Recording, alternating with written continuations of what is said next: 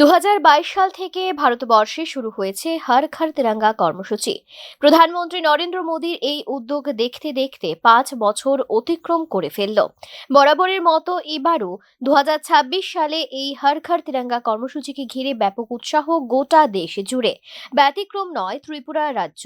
শুক্রবার এই কর্মসূচি পালন করল এমবিবি কলেজের ছাত্রছাত্রী সহ অধ্যাপক অধ্যাপিকারা। এতে প্রধান অতিথি হিসেবে উপস্থিত ছিলেন রাজ্যের মুখ্যমন্ত্রী ডক্টর মানিক সাহা।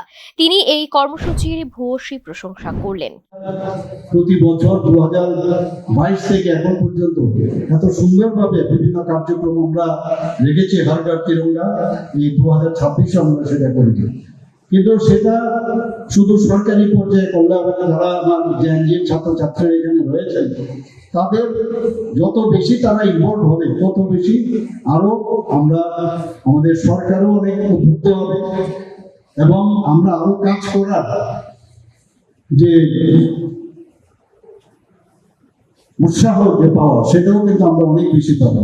বিভিন্ন এনজিও ক্লাব তারাও কিন্তু এখানে ইনভলভ হচ্ছে। এখানে আজকে আমরা এমন এক সন্ধিক্ষণে আমরা পৌঁছেছি যেখানে দেশ মাননীয় প্রধানমন্ত্রীজির নেতৃত্বে দেশ এখন এগিয়ে চলছে।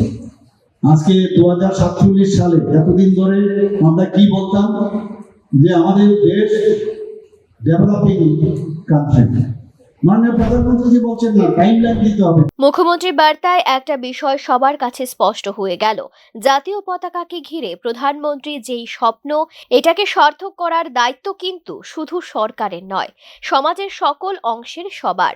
এমবিবি কলেজের কনফারেন্স হলে এই অনুষ্ঠানকে ঘিরে ব্যাপক সাড়া দেখা গেল উপস্থিত প্রত্যেকের মধ্যে। Bureau report, news now.